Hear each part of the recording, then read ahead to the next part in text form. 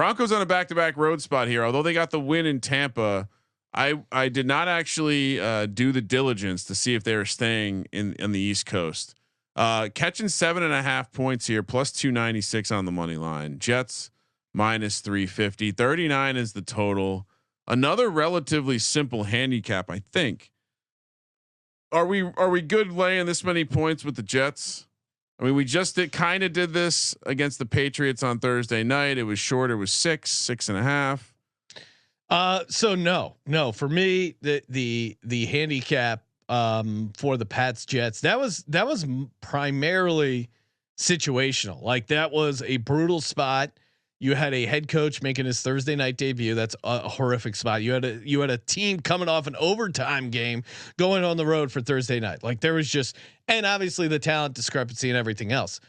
But let's take that game. Let's pull that game off to the side and look at what this Jets team is. They got their asses kicked in San Francisco against a physical team who played good defense.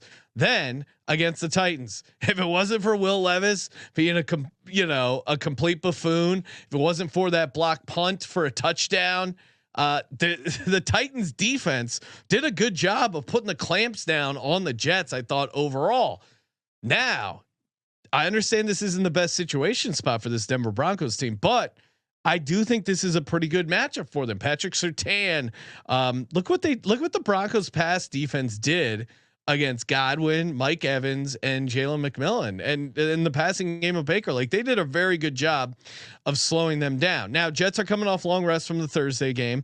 I do love Sean Payton versus Robert Saleh. I love that matchup for the Broncos. Now, is Bo Nix in for a little bit of it? Yeah, sure. Because obviously going up against Tampa Bay, their defense banged up, certainly much easier than the defense you're going to face against the Jets. But I think you're going to be able to run the ball a little bit. I just keep going back to that Titans game and the defensive play that the Titans played against the Jets. I thought kept them very, very competitive. Sean Payton, very good on the road. Jets maybe looking ahead to London. Found this nugget courtesy of our buddy Walter Football Ryan. Teams looking ahead to London that are favorites of -4 or more. 12 and 18 ATS. This is the classic. Not care game for the Jets, right? They just had the big Thursday night win against a division opponent, already thinking about that London trip, worried about getting all your passports in order, your mystic healer, make sure he has his passport ready, whatever kind of weird stuff Aaron Rodgers does to travel abroad. He's distracted. This just seems like a game the Jets look past. Meanwhile, you have Bo Nix with a little bit of confidence. You have to me, it's all about the Broncos defense being able to slow down the Jets offense. This is going to be a game come Sunday. Love that you can get Denver with the 7.5. It does seem like the run game is going to be interesting.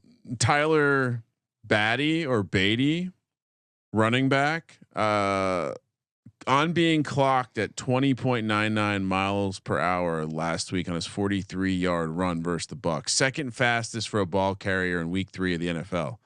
Quote, "I'm very fast. Shoot, I wish I would have scored, but I got a little tight. My legs were a little tight. Definitely pride myself on being fast." This might be what we hoped Jaleel McLaughlin was going to be for us. And by the way, I went a little deeper on the Beatty thing, Sean. Yes. He actually has recently announced that the pronunciation of his name is Bidet. And he's changing it because he's currently fighting with his family. And so he's going by Tyler Bidet. So yeah, fun waiver pickup, maybe a prop angle here if you like the run game. Braylon, also just side note, Braylon Allen has looked awesome. Man, I'm torn on this one. No, I mean, cause the situation spot of the extra rest for Jets is good. And obviously they are the more talented team. Rodgers versus Bo Nix, but the Sean Payton versus Robert Saleh. I don't think Robert Saleh has coached a good game yet. I really don't. Like the stuff that went right for them in the Titans game and in that New England game, that wasn't coaching to me. I think this is a show me game by Sean Payton. Sean Payton versus Nathaniel Hackett as well, or it's like a tag team. It's like the Denver Broncos ownership and Sean Payton versus Hackett and Rodgers. Well, who's more motivated there? Is this a Nathaniel Hackett revenge game? Does that help the Jets? Broncos are also staying at the Greenbrier. Love it in West Virginia. Love it. That's all you need, Ryan. Yeah, I'm with you. Let's go +7.5. I'm also, while I did think Aaron Rodgers looked good, and there's been the talk about the all defenses scheming up taking away Garrett Wilson. Surtain might be able to do something with Wilson by himself. So it'll be an interesting. Certainly will be an interesting matchup. I mean, just real quick a recap before we move on to the Broncos season.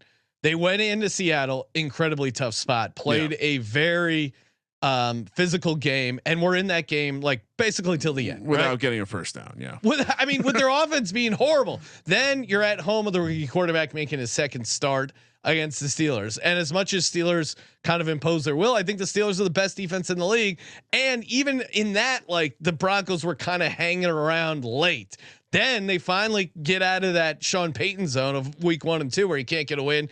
They go in as 6-point dogs and just dominate the Tampa Bay Bucks. Now, it's kind of a bad spot for the Bucks, but yeah, letdown spot for the Bucks, but not horrible. They're at home against an inferior team, against a non-conference opponent. If the Bucks were a good team, I think you get that win and cover.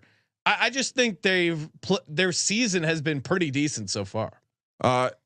Did we mention that the Jets Morgan Moses is not practicing? No, like the Jets aren't completely healthy either. So I think there's a lot going right for the old Denver Broncos. Damn, we're agreeing a lot this week.